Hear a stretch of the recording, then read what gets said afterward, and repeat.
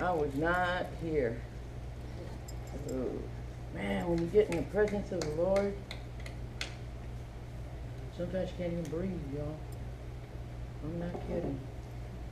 Can you get my glasses from there? I've got my eyes.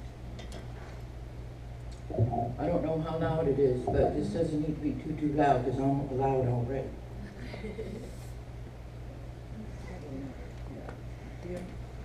There you go. Say, Lydia, let me get in her purse. I'm so blessed to be here. I'm so blessed, because the Lord is the one that called me out to come and speak. Whether I speak to a room full of women or men, or whether I speak to one person, God has called me out.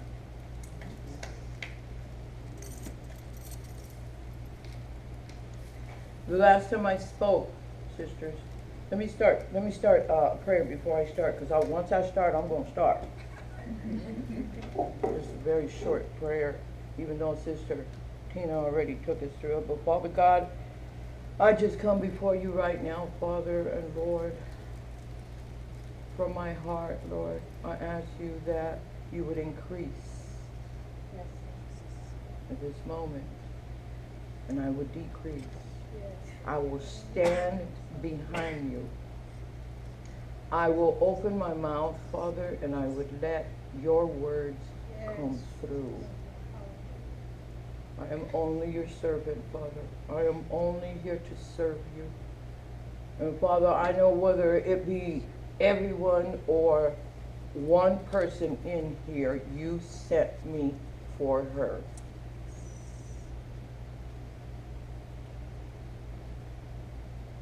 And I just praise you, and I honor you, and I give you glory. Yes. So don't ever think that you got up this morning and you said, I'm going to listen. I'm going to go hear what they got to say. You didn't do none of that. Your mind just tells you that. The Lord woke you up. Praise God for waking you up. And he told you, get up and get dressed and go. Yes. Because there is a word that I need to tell you. The last time I spoke at Kathy's, know Kathy, she's my director. And I was asked to speak at her church. And the Lord has been telling me, and showing me, how important bringing out women from the Bible. Because nowadays, see, we're running out of heroes. We're running out of people who to look up to. And so the Lord says, what do you think my women are stated there for? And I said, oh, well, sometimes we forget, Lord, or sometimes our Bible gets so clogged up in the closet we forget it's there. And if you ever got into those stories of those women, oh my God, you would learn so much for them. So anyway, very quickly, the last time I spoke for Kathy, I brought up young Mary. I don't know if some of you were there. I brought up young Mary, and of course we talked about how she had allowed God to impregnate her with the Holy Spirit, with the baby, right? And that had to be a struggle. She's about 14 years old. She's a wed minute now. Okay, so how that's going to happen? Okay, because I've never been with a man. I'm innocent. I have never been touched. And the Lord said, don't worry about it. Don't worry about it. And he took care of it. And at the end of her story, it was, and I know that she struggled. She had to struggle before, and she had to struggle after. She had to hear, all the things maybe that people were talking about her or putting her down about, but you know what? She got through it, and now she is the woman above women, Then we talked about Deborah, and he brought me up Deborah, and Deborah, I said, well, who's Deborah? And he showed me, that she was white. She was white. She was somebody's wife. And then she became a prophet, a prophetess, and a judge. Back then, in those days, ain't nobody went to a woman because they didn't think we had any kind of sense. Man went to man, but God pulled her out, same as he did Mary, pulled her out, chose her, and says, you know what, even men are going to come to you for advice. And they did. And he didn't even stop there. Even after that, she was called into the military.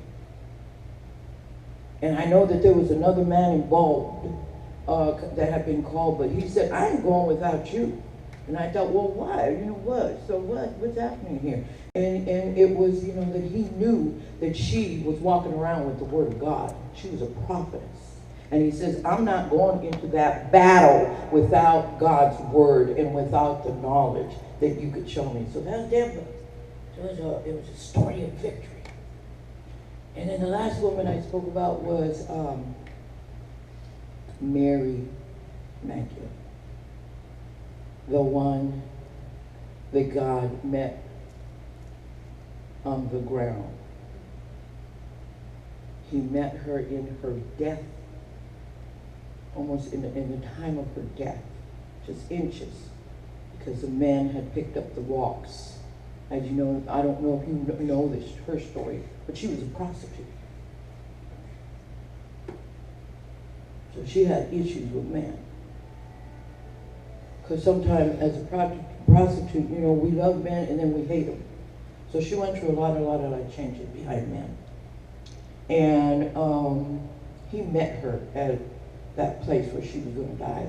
Because these men, and probably I'm thinking about those men that had them rocks, were probably the men that had seen her that night.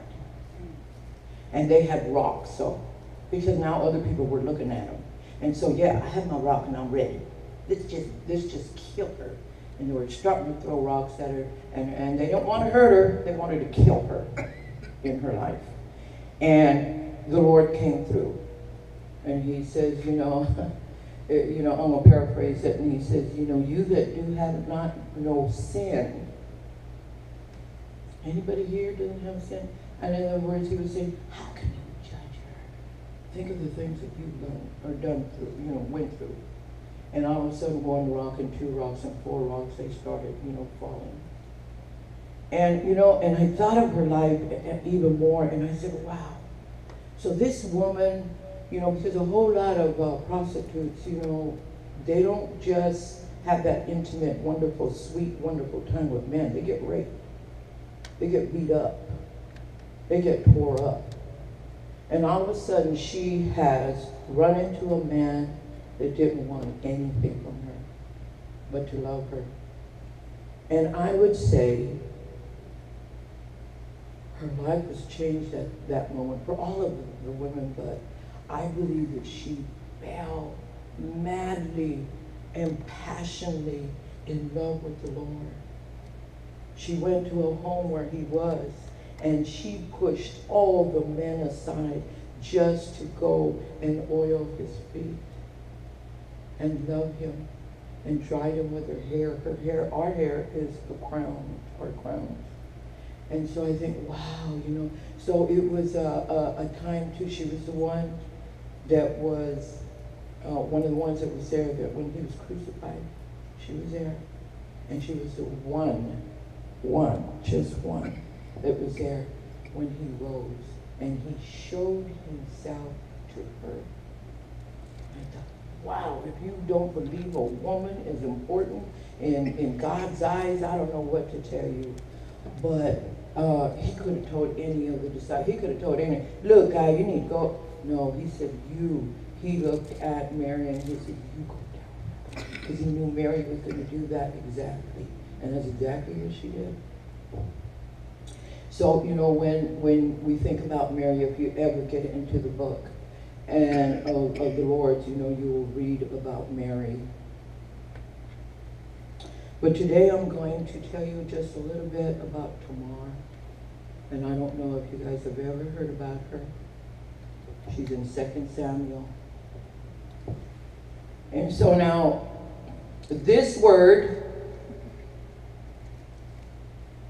is either going to allow you to open up your heart to the Lord and let him do what he needs to do, or it's going to make you hide.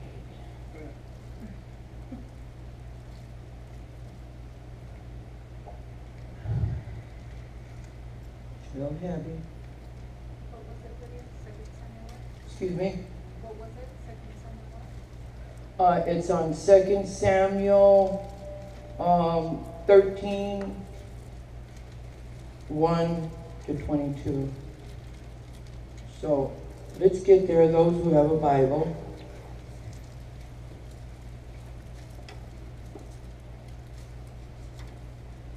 Her name is Tamar. I want you to remember her. Her name is Tamar. So if you have it, 2 Samuel 13. Now David's son, Absalom, had a beautiful sister named Tamar. And Amnon, her half-brother, fell desperately in love with her. Amnon became so obsessed with Tamar that he became ill. He was so obsessed with this woman that he made himself sick. She was a virgin, and Amnon thought he could never have her. But Amnon had a very crafty friend. How many of us know that we have some crafty friends? His cousin, Jonadab, see, I hope I get these words right, because these names right, because Jonadab, sorry. He was the son of David's brother. So we're still talking about family. Shemiah. One day, Jonadab said to Amnon, "What's the problem? What's the trouble? Why should the son of a king look so dejected morning after morning?" I said, "What's wrong with you? You know, you're a king. You're supposed to have everything you want." So Amnon told him, "I am in love with Tamar, my brother Absalom's sister." So it was his half-sister. Well, Jonadab said, "I'll tell you what to do." So there goes the planning. It's already starting to be a setup. "Go back to bed and pretend you are ill. When your father comes to see you, ask him to let Tamar come and prepare some food for you. Tell him you'll feel better if she prepares it as you watch and feeds you with her own hands." So talk about control. He even wanted to watch her as she moved around. So he was lusting her as she was walking, moving there and getting his food ready. So Amnon lay down and pretended to be sick. And when the king came to see him, Amnon asked him, "Please let my sister Tamar come and cook my favorite dish," manipulation, "as I watched. Then I could eat it from her own hands." So David agreed and sent Tamar to Amnon's house to prepare some food for him. When Tamar arrived at Amnon's house, she went to the place where he was lying down so he could watch her mix some dough, right? Oh yeah, he was setting himself up real good. Then she baked his favorite dish for him. But when she set the serving tray before him, he refused to eat it. He said, "I don't want that." He said, "I never wanted that." He never wanted that food. He wanted her to be there in his presence and in his control. Had nothing to do with food. "Everyone, get out of here." All of a sudden, he started screaming. Amnon told his servants, so they all left. Then he told Tamar, "Now bring the food into my bedroom and feed it to me here." So Tamar took his favorite dish to him. But as she was feeding him, he grabbed her and demanded, "Come to bed with me, my darling sister." So not only was she raped, but there was incest there. So that was a double Double whammy there. No, my brother, she cried. Don't be foolish. Don't do this to me. Such wicked things aren't done in Israel or Modesto or wherever. Where could I go in my shame? What am I going to do if this happens to me? She's telling him. She's a little virgin. And I believe, just by, studying, or reading here and there, I believe she was a young girl. She was a young girl. She was a sweet, beautiful, little, innocent little girl. And you would be called one of the greatest fools in Israel. Please, just speak to the king. That was her daddy. About it, and he will let you marry me. She would say, let's do this right, okay? If you want to, do the things that you want to, let's get married. Let's do it right. But Amnon wouldn't listen to her. And since he was stronger than she was, he raped her. Then suddenly, there's always a suddenly. Everybody say suddenly. Suddenly. Then suddenly, Amnon's love turned to hate. And he hated her even more than he had loved her. Get out of here, he snarled at her. No, Tamar cried. Sending me away now is worse than what you've already done to me. Remember those times, guys. As I'm reading, remember the times. But Amnon wouldn't listen to her. He shouted for his servants and demanded, throw this woman out and lock the door behind her. So the servant put her out and locked the door behind her. She was wearing a long, beautiful robe, as was the custom in those days for the king's virgin daughters.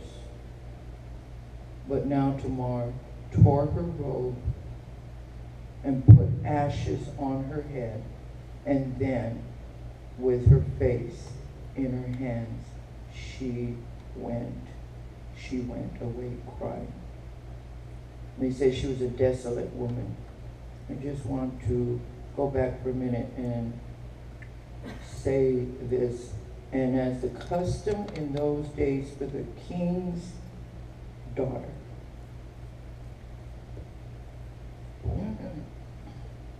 she was the king's daughter. I want you to turn around. And I want you to look at somebody. I don't care who it is. Get up if you don't have nobody next to you. And tell them, you are the king's daughter.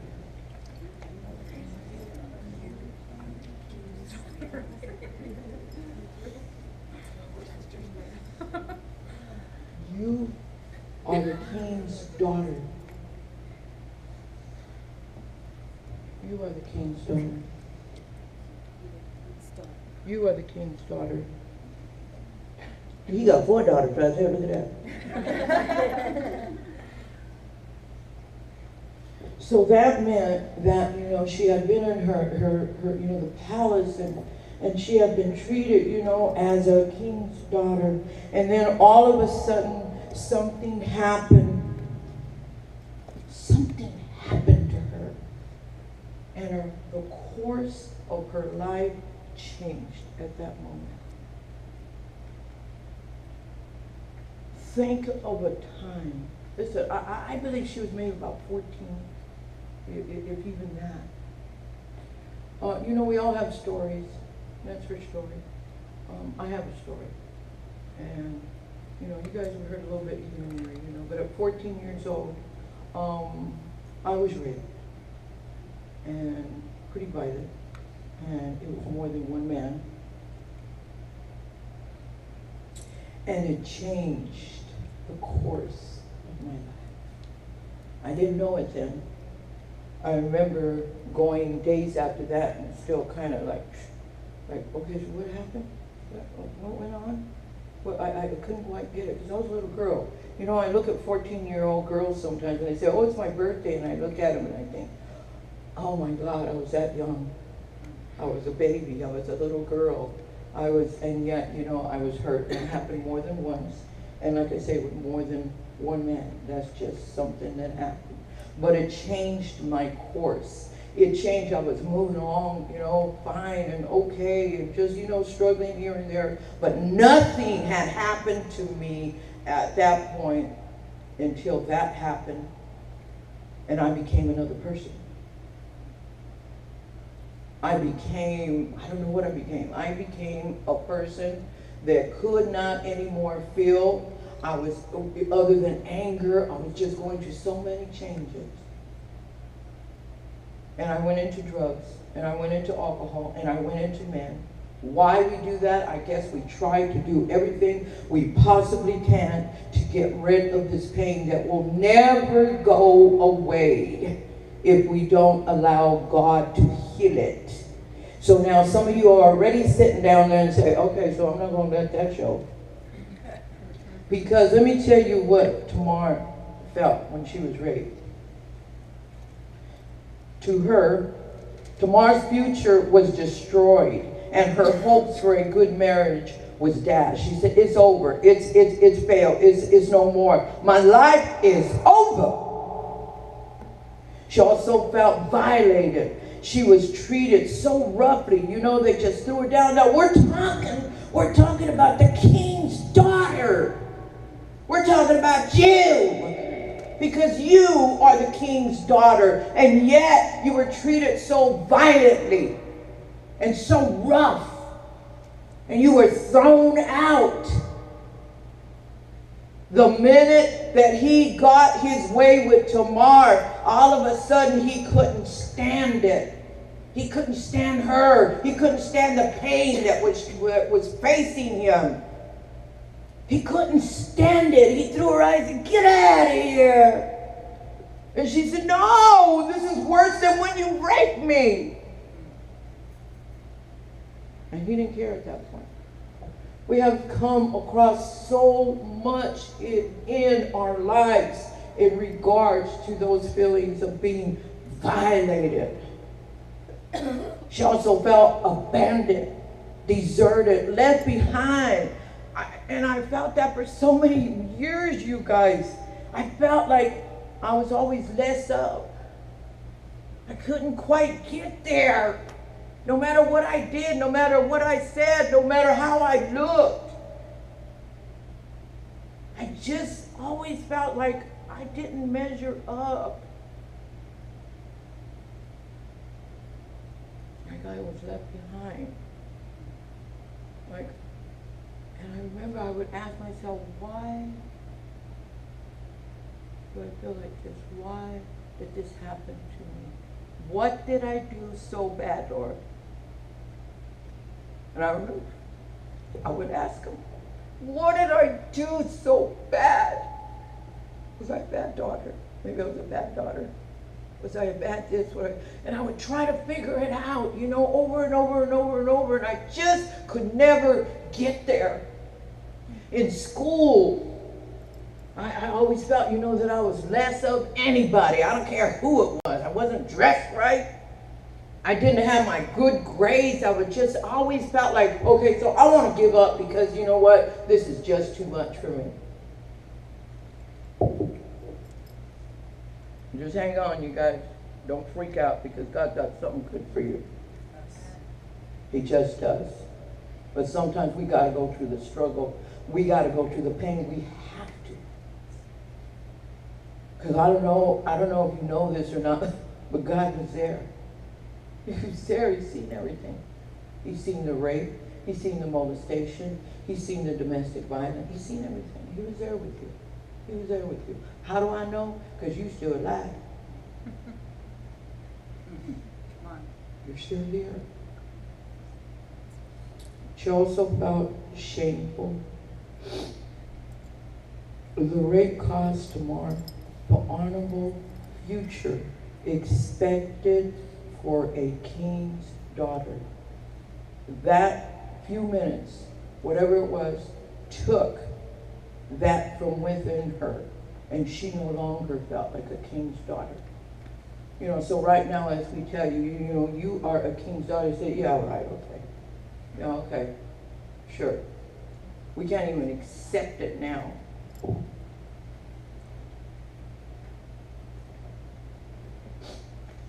Hallelujah. And so we go sometimes many years, you know, with this pain, sense of being a victim for years. I did it for 20-something years. You guys, some of you guys know my story. I did it for 20-something years. I could not get past it. Became a heroin addict, you know, became an alcoholic, became everything that I was not supposed to become because I was the king's. I started out that way. God says that He's seen you whole before He implanted you into your mother's womb. But things happened. So sometimes in life, we do things or we say things or whatever, you know. God did not create you to be that. Let's go over, because I don't know how much time I got, you know, because I could say, you know, start doing this, you know, and all that. Okay, I want you to go to Isaiah 1, 5, 6. Let's go there. You're good, Lydia. I'm okay? Okay. Oh, hang on. Okay, Isaiah.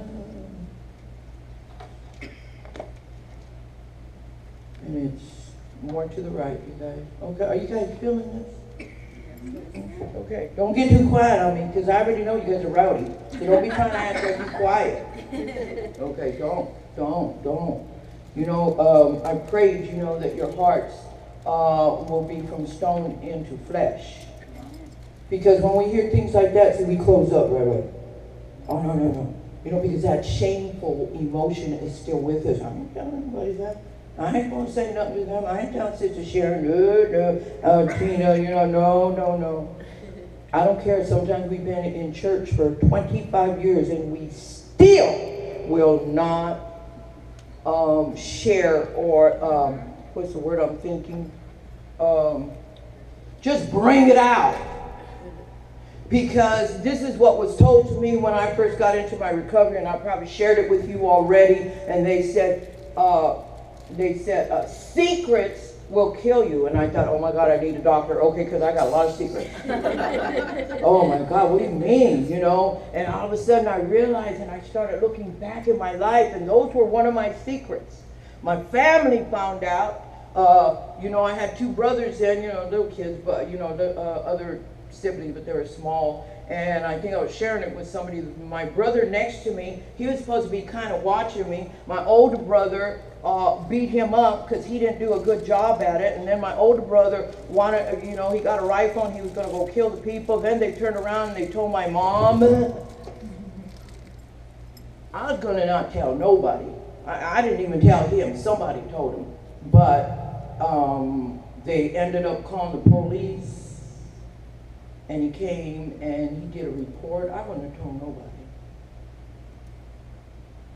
I wouldn't have let nobody know that I had been hurt like that. And they took a report and my mother cried. And my brothers were hollering and fighting. And I looked at that at, you know, 14, 15 years old, and I thought, oh my God, look what I did. I put the whole blame on myself.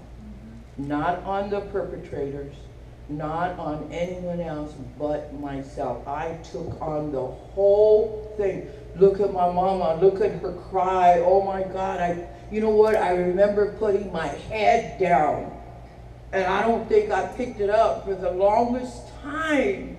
I couldn't pick it up. It was too heavy of a thing that had happened to me. I was looking into some numbers here, and do you know, very quickly before I get into Isaiah, that one out of every woman has been raped? In 2003, 9 out of 10 women were raped. It says 14.8 completed rape, 2.8 attempted. Can you imagine? Can you imagine that much heaviness going in the world? and that violent, because I don't remember anybody being raped. Oh, honey, sweet, we didn't get raped like that, y'all. We get yanked and we get thrown and we get, whatever it takes to get what they want. They're planning. It was it. Okay. So now we're in Isaiah, are we not?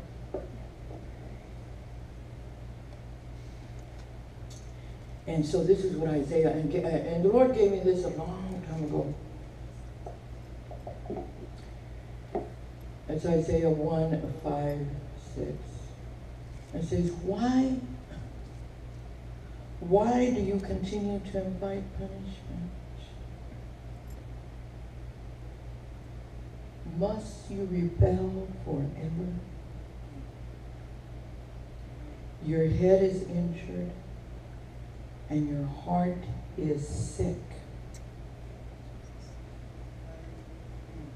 You are battered from head to foot, covered with bruises, welts, and infected wounds, without any soothing ointments, and the Lord calls it salve, or bandages. The Lord has salve within his hand, and he says, somebody call me. Somebody call me. Now, if you didn't understand what I just read, I'm going to read you on another Bible I was reading. Why should you be beaten again? That you revolt more and more, rebel. Your whole head is sick, and the whole heart is ready to faint. From the sole of the feet even to the head, there is no soundness. Do you know what that means? He's saying you're numb. There's nothing. There's no life here, from here all the way to down there. That's why we keep on rebelling. And that's why we keep on doing the things that keep us down. Our heads down, our feet down, our bodies down, everything. And I kept doing that. Please know that I'm not putting anybody down right now. I'm trying to tell you this is my story, and most likely it would be yours. I know that maybe God's not speaking to everybody, but he's speaking to somebody. Yes.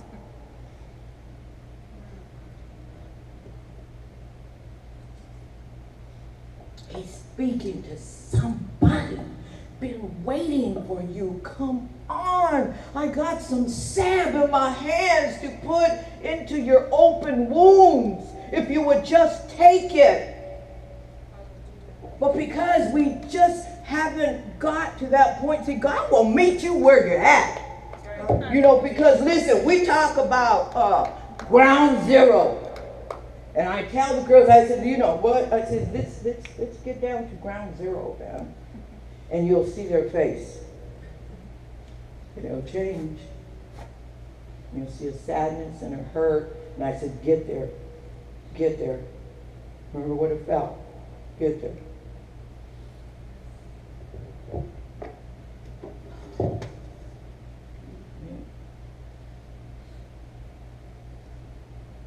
There's no soundness in it. Wounds, bruises, and open sores, they have not been closed or soothed with oil. And I don't know if you felt or you thought that wound had been closed. It's not closed. I don't know who you are, but God knows who you are. When I came out of my addiction and went into trying to get clean and sober, and I finally got there. There was one day I was with my husband and he touched me here, and I jumped. And I said, oh my God, what the heck was that? Wow, what's going on? And I thought, wow, and talked to my pastor, and she said, come on. She said, let's talk for a little while. And I went and I sat with her, and I went and talked with her, and all of a sudden the rapes started coming up, and I said, oh my God. You know, they happened so long ago. I mean, did they even really happen? Because I had put them so deep into my spirit. Because I didn't ever want to think about them, yet my body knew. My mind was putting them aside because we can do that. But the body and the soul and the spirit knew. And so I had been carrying around this pain for so many years. And I thought, oh my God. So all the time that like I said, I was in my addiction, you know, I did, it was soundness, it was numb, but it was in there and it was festering and festering and festering. And no matter what I did, Mary, no matter what I said, it was negative, it was wrong, it was with anger, it was with pain. And I never could understand why until that time when it started coming out. And I remember in the session very quickly, I don't know, I guess I got to ground zero. And I remember that I screamed at the top of my lungs. And I thought, oh my God, you know, who is that? And it was me. And I was screaming, I think, all the way from down to my feet, all the way out of my mouth. And I screamed so loud that I scared the pastor. Thank you, Annie. I screamed so loud because I was rarely, the first time I was ever able to let it go like that. And there was a couch there, she was sitting there, and there was another couch here. And she got, I mean, it even scared her where she jumped from that couch to this one. And I said, gee, you know, was that me? And then I started realizing, oh my God, I thought that I had got rid of it. And it had been hanging on my core of my spirit. And so when I read that, I said, yes, Lord, that is for me. I said, because I've gotten beaten again, I got raped again, I got, with the drugs, with chemical use, that kind of life, whatever. And sometimes there doesn't even have to be any chemical use. Sometimes it's just the way we live, it's just, hey, no, he's okay, he hits me once in a while, but I had it coming. I shouldn't have said that. Or verbally abuses, yeah, well, I don't know, she says I just don't, I can't make it, I'm going to be like my father, whatever it is. Any kind of abuse, will get you to that point. And the Lord says today to you, and remember, you were picked out. You were chosen to come here today. He says there are some open wounds that need to be closed. Yeah, he's saying no more. And he's saying no more because, listen, you were birthed at a time like this. See, I was born for times like this, to do what I have to do right now. But you were birthed for a time like this because, listen, and you don't have to believe me if you don't want, I don't care. But these are the last days. And you say, no, I don't think so. No, because we get scared and we say, no, I gotta see my kid and wait, whatever. But I'm trying to tell you, the information I got from here, I didn't get it from, I'm not going with man. I'm not going with man, that's not what I'm going. I'm going with what I read over here and through the Bible. The signs are here. They're here. We think, oh man, I got no kind of time. We don't, you guys. We don't. And so God is calling out, just like he did that day with Mary, just like he did that day with Deborah, just like he did that day with Mary. It was for that time. Now he calls you. And he says, I am calling warrior women. Hallelujah. Come on. Yeah. To come out and do what we need to do. Because listen, should I tell you what the rapes are again? And they're happening, and it's reality, and it's real. you ladies right now, I'm just speaking to you ladies right now, you guys are at a place, man, that you wouldn't even believe. You know, if you would look at the bigger picture, you would not even believe. I mean, the gift would be in. Because God chose you to come from them streets, to come from, ground zero, pulled you out. You say, oh my God, I got to stay here 30 days. Come on. And then I hear a woman when it's 90 days, they say, no, I don't want to go. That's right. That's right. But it's but I never got that chance. I never had women, mentors or, counselors or whatever, or spiritual leaders. I never had that, you guys. I never had that. I didn't even have a mama to talk to me. I did not go to my mother because my mother would have just put me down for it. She would have just put me down. Maybe she wouldn't. I don't know. But I did not want to risk that. I wrote this down because I heard it the other day. And it was me, and it said, I don't want my pain and struggle to make me a victim. Whatever you ladies have gone through, and you've gone through a lot, I don't care what you say, you've gone through it, I know that. Don't let it get you to a point where it just makes you a victim. When they talk about Tamar, when they were talking about Tamar, they said she was a desolated woman, which means that after that happened, she went to go live with her brother. Desolate means lonely and alone and nothing. I don't know, we don't know what happened to her after that because that's it. She just dropped off. And like I said, we all have our stories. What is your story going to be? What is your legacy going to be for your children? There was a time, when I looked at my older children and I thought, man, Lord, if I was to die today, I couldn't even leave my children any money, let alone a good legacy. My children would say, man, I love my mom, but she was nothing but a dopey.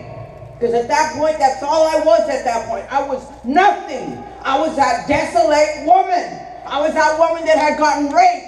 I was that victim, man, and I did that victim good.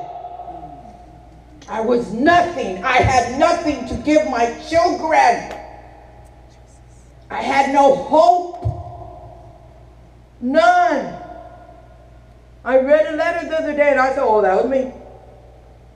No hope. No love. I've seen myself in the most horrible, horrible way because I wasn't a good mommy. I wasn't a good wife. I was not a good daughter. I was not a good human being. I couldn't think of nothing good inside of me. Do you understand me? Come on. Do you hear the rage that came from that time? Do you hear the rage that I feel when I hear your autobiographies and I hold back because I want to cry with you?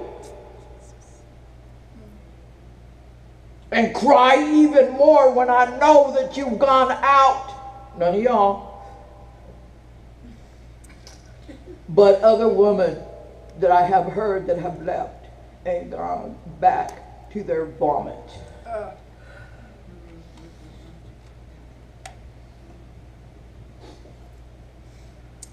We're human too, y'all. We hurt in our heart.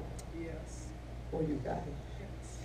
And you don't have to accept that, and you don't have to care. I don't care. Yeah. I'm just trying to tell you, when we say and we look at you, we love you. Yes. We bring that love from the Lord. And I don't care if you don't believe it. Because you know what? When I know that you don't believe it, that means you've been around people that have said, oh no, I love you, and have done you wrong. And so I understand that. I get that. I get that. But there has to be a time where it needs a change. And today is a good day, no? Let me just finish this. I'm almost done, you guys. I want my battle. Say that. I want my battle to make someone else. I want to be somebody else's hero. I look around and there's been 4 women in here that has gone to the program. And we heard their story. And a couple of them said, I want to be transparent. In other words, they were saying, oh, look to you guys, so you guys could see. And because I know who they are, they're saying, I want you to see the Lord in me. Not me so much, but what the Lord has done for me. It's not about us, y'all. That's right. It's about what God has done for us. And who He has made us. Yes. And how we have come back. Because they say that Tamar threw off her robe. And they only gave that to the princesses, the king's daughters. And she tore it off. She ripped it off. She didn't just put it, she tore it off. See, God wants you to come in and put on that.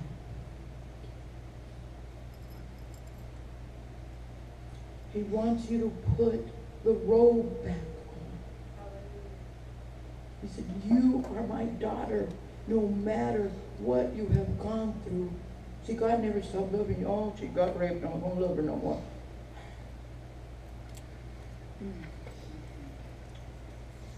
Listen to this. A dysfunctional family. And you know what? We can change that. If it's dysfunctional now, we can change it. Because God says we can change it. A dysfunctional families, emotional legacy is often the foundation of addictive personality. Do you guys get that? So kind of like how we were brought up, you know, and if it was dysfunctional, it got us to that point. So now we're at a point where we can break that. We can break it, and it won't have to be no more. When past injuries have caused this pain, we often seek to bury them in the deep parts of our mind and heart. Being dishonest, denial with ourselves.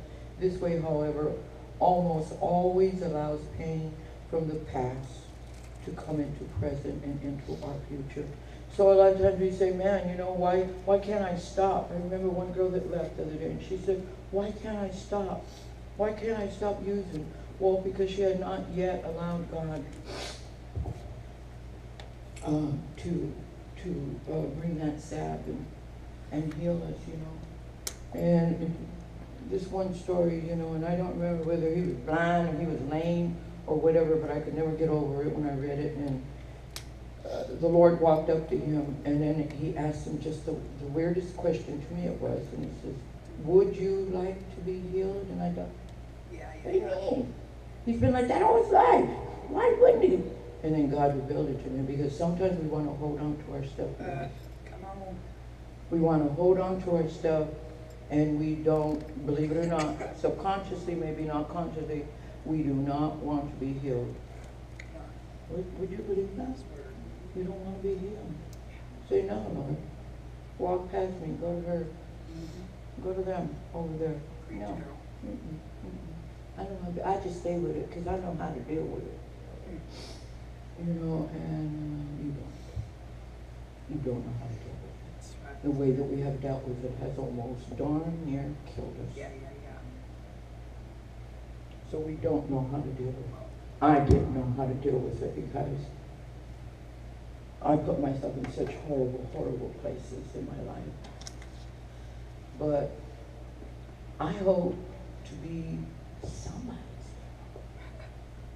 I hope to be that person where God could use and say, maybe even if it's, I told the Lord, give me just maybe one word for her, Lord.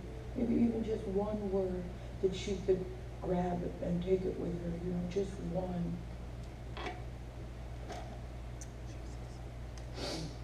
So, Tina, can I have some soft music or? That is your story. We all have our stories. So, God is asking, you know, will you be that desolate woman who just fell out, didn't hear nothing more about her because of what happened? Or will you be that woman with victory? Will you be that woman that not as just a survivor? Well, I survived it. But Come on. a woman, the other woman will look at you and say, God, she's glowing. She's blessed. You see, I'm so blessed I even put it on my chest. Come on. I said that's for me. Because I am so blessed.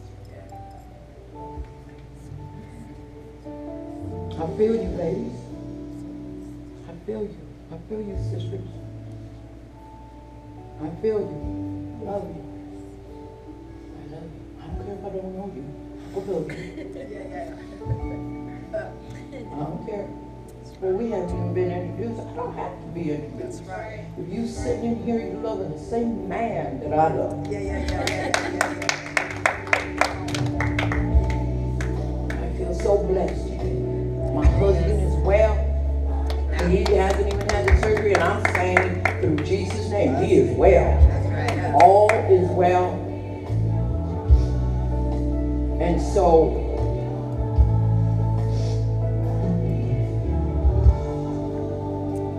I want to call an altar call. So I don't want you coming in here. You know, the Lord doesn't want you coming in here. Let's move back. Wait a minute now. The Lord does not want you to come in here and feel what you felt today and walk out and say, oh wow, you know, Lydia didn't do too bad. What? That's not what God wants. I'm not here for Lydia. I'm here for the Lord, man. You know, you always applaud me when I say I got 29 years clean. This is the way I've done it, you guys. You've seen bits and pieces of me here and there, but this is who I really am. I know who I am today. I know what I stand for. I am the King's daughter. I do have my robe back on. That is who I am. And that's who I will be when they lay me down on that last day. And so I call out to you. The Lord is calling you today. He woke you up. He even dressed you. You didn't even know what to wear. And he dressed you and he says, come on. Come on, I need for you to hear a word. Come here in my presence. And God is all over, we know that. The Lord is all over. But you know, someone just told me the minute I walked in here, I felt the Lord. The minute I walked in here. Because there's prayer here, there's the word, there's love, you know. Oh, I love my church. I do, because of the people. Not because of the building. Well, I love the building too, but I love my sisters. I love my sisters. I love my sisters. I says I'm in the right place. So listen, if you felt, you know, turn that on for 1 minute. Thank you, sis. I just want to get real quiet, and I want you to get real quiet right now, just for a few minutes. We got time, Tina? Yep. I want you to close your eyes.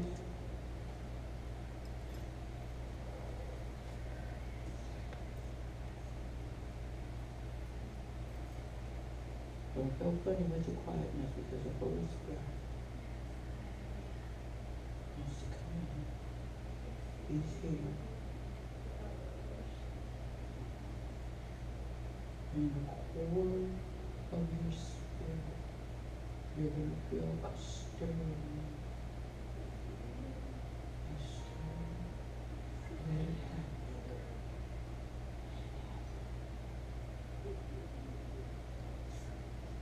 Think of those open moments. Think of those times that you thought God did.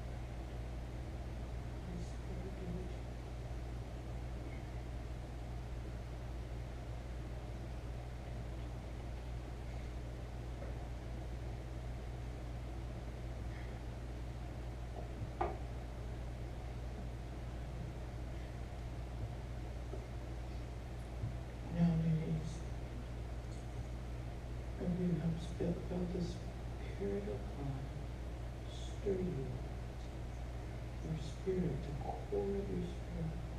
I want you to come up. I want you to come up and now God, whatever it needs to do, is just pray, or if you need to come up and give your life over to God. I can't guarantee anything else, but I can guarantee that you will never thirst again. Don't be afraid, ladies. You need to come up. Do not walk out the same way you walked in. And don't look around and see, well, am I going up there alone? Maybe this was for you.